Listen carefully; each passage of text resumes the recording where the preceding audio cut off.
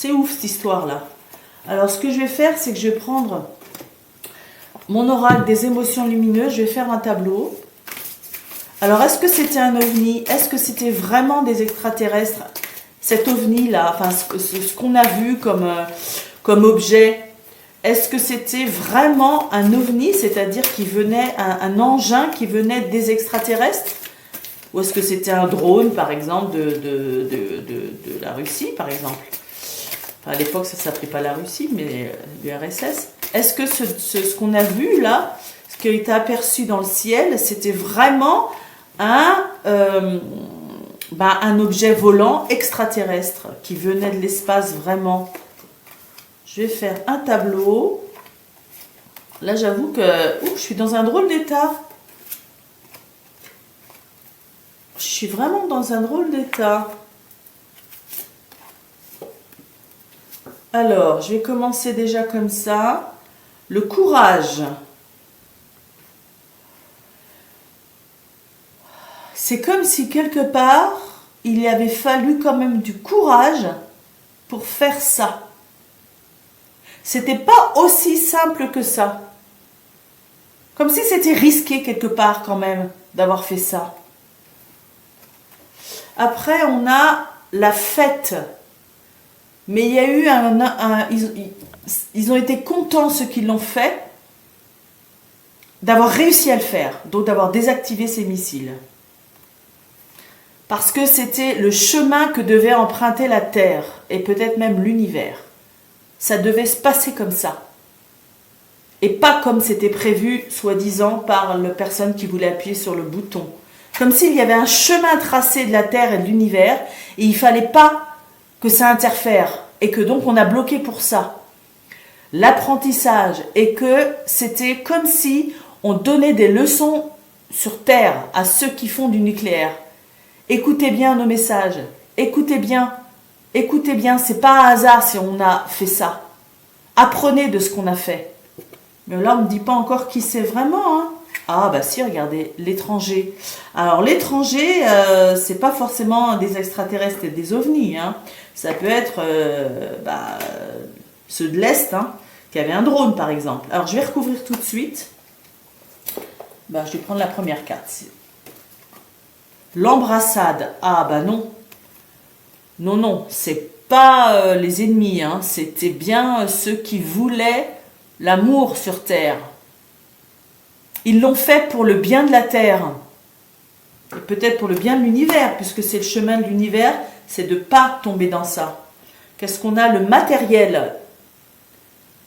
Le matériel, ils ont dû détruire du matériel et ils ont dû le faire dans la matière pour pas que ça explose, pour pas qu'on puisse vraiment faire utiliser le nucléaire.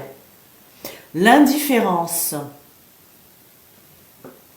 Alors, pourquoi on me parle d'indifférence? Le miroir. Waouh! Il ne faut plus rester indifférent. Il faut se projeter. C'est comme si ça avait été un miroir sur la Terre. Attention, vous êtes en train de faire quoi là? Arrêtez de déconner, quoi. Comme si, en fait, les terriens étaient indifférents à ce qu'ils faisaient. Ils ne se rendaient même pas compte de ce qu'ils faisaient. Et que c'était un miroir pour leur faire comprendre qu'ils étaient en train de faire des bêtises. Le labeur. Et qu'il faut travailler sur ça. Il faut voir sur le labeur ce qu'on me met. La naïveté. Ben voilà. Vous êtes naïfs, mes amis terriens. Vous ne vous rendez même pas compte de ce que ça veut dire que de déclencher du nucléaire. Travaillez sur ça. Ouh là là. Inquiétude. Ha. Ils sont inquiets. Hein. Moi, je pars quand... Ouais, c'est des extraterrestres. Hein. Le cloître. Les humains sont cloîtrés, enfermés dans leur esprit humain, dans leur petit esprit. Et ça inquiète. Ça inquiète quelque part ceux qui ont désactivé les missiles. La tempête. Ah oui, ça les a rendus fous. Alors attendez. La beauté. D'accord. Il faut changer notre état d'esprit en voyant les belles choses que nous propose la Terre et l'univers. Waouh. Et ils l'ont fait justement pour que ça déclenche une tempête dans l'esprit humain. C'est ce qui s'est passé d'ailleurs, hein. En tout cas chez les militaires. Le masque, faut faire tomber le masque, faut dire les choses comme elles sont. Waouh. Les jeunes mariés. D'accord. C'est comme s'il fallait vraiment maintenant dire que oui, les extraterrestres sont là, mais ils ne sont pas forcément là pour nous détruire. Mais ils auraient plutôt envie d'une alliance pour faire comprendre. En fait, c'est comme s'ils étaient plus sages que nous pour faire comprendre qu'il faut faire gaffe, quoi. Faut pas détruire la Terre comme ça, parce que c'est pas que la Terre qu'on détruit avec le nucléaire. C'est tout l'univers qui est changé. Il y a des vibrations qui se passeraient. Vous voyez, à chaque fois qu'il y a quelque chose de nucléaire, ça change les vibrations. Oups, excusez-moi, j'ai bouché la caméra. La trahison. Oh là là! C'est comme si, avec le nucléaire, on trahissait la Terre et on trahissait l'univers et on trahissait aussi les extraterrestres. Parce que si on bouge quelque chose de la Terre, si on fait changer avec le nucléaire, eh ben, les neutrons, les atomes, tout ça, ça se répercute dans l'univers et ça se répercute aussi sûrement chez eux. Donc pour eux, c'est une trahison des terriens de faire du nucléaire. La bonté. Et ils préfèrent ne pas être en guerre. Donc pour eux, en fait, c'est un geste d'amour pour la Terre, pour les humains et pour eux-mêmes et pour l'univers. Donc oui, pour moi, ça vient du nucléaire. Ça vient d'extraterrestres. Hein. Oh là là! Ah oui, là, ça vient forcément d'ailleurs. Ok? Et alors, je vais utiliser mon petit love pick un peu plus léger pour savoir... du coup, alors j'ai envie de voir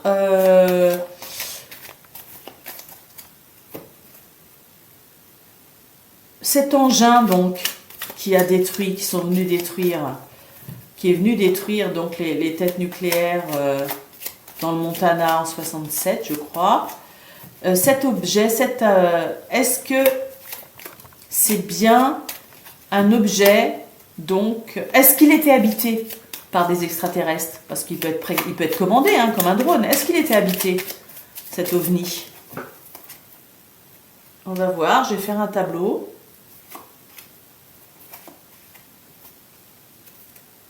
Oh là là, c'est incroyable ça.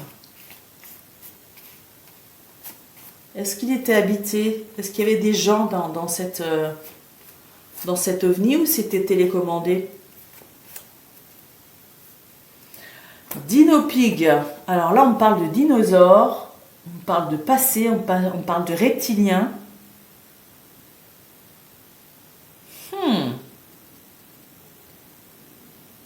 Alors là, qui faisait la fête. On me répète, hein, la fête. Qui était heureux de faire ce qu'il faisait. Ils se sentaient en effet plus forts que nous.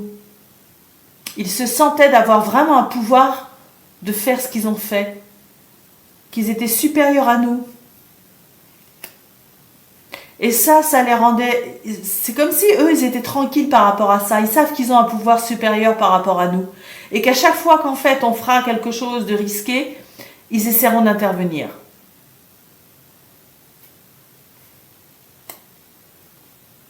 C'est presque un jeu pour eux.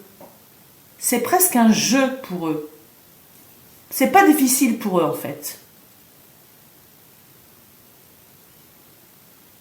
Et je sais pas, ça me vient là, c'est comme si c'est depuis la Seconde Guerre mondiale, depuis les premiers tests, en fait, physiques, c'est-à-dire qui ont vraiment tué des êtres humains, qu'ils ont décidé de faire ça. Avant, c'est comme si on me disait qu'avant, par exemple les tests dans la mer, etc., ça tuait des poissons, ça tuait des animaux, c'était déjà grave, mais ils attendaient de voir jusqu'où la folie humaine irait. Et quand ils ont vu ça, pendant la Seconde Guerre mondiale, ils sont décidés. Waouh! Et je crois qu'ils sont plusieurs, c'est-à-dire que ce n'est pas qu'une seule galaxie, c'est-à-dire je crois qu'il y a une alliance entre plusieurs sortes d'extraterrestres, peut-être plusieurs sortes de reptiliens. Ils se sont mis d'accord en fait. C'est pas toujours les mêmes. C'est peut-être pour ça que dans le ciel on voit pas toujours les mêmes ovnis. C'est qu'en fait c'est pas les mêmes. Ils ne viennent pas de la même galaxie. Mais par contre ils se sont mis d'accord pour gérer ça ensemble.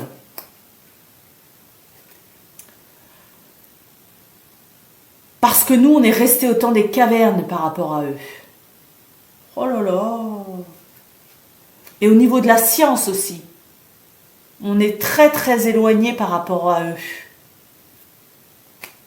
Eux sont beaucoup plus forts que nous. Et regardez, finger, hand. Et ils ont des alliances entre eux. Hein. C'est pas qu'une seule sorte d'extraterrestres. Ils sont plusieurs sortes. Ça vient de plusieurs galaxies en fait. Et regardez, là on nous dit, ne croyez pas au Père Noël. Ne restez pas dans les illusions. On est bien là, on existe. Waouh! On a bien la technologie. Vous avez le téléphone, vous avez les ordinateurs et tout, mais nous, on a plus que ça. Ouh là là! Écoutez-nous, regardez. Écoutez-nous, on est en train de vous faire des appels depuis longtemps, mais vous voulez pas, regardez. Il a les yeux fermes, bandés. Vous voulez pas écouter. Mais nous, on est là, on vous le dit. Quand est-ce que vous allez réagir? Quand est-ce que vous allez comprendre? Ouh là là! Allez, une dernière carte. Regardez. Et même au niveau de la France, hein, c'est vrai qu'en France, on a le nucléaire. Même au niveau de la France, hein, ils sont en train aussi de nous dire, ça c'est le coq français, hein, ils sont en train de nous dire aussi, Français, attention, vous aussi. Si vous continuez vos bêtises, on va venir aussi en France. Alors là, j'avoue que je suis assez sidérée. Assez sidérée par ce jeu. Bah écoutez, en tout cas, waouh, il m'a beaucoup appris. Pour moi, c'est un peu une leçon de vie, ça aussi. J'espère qu'il vous aura plu.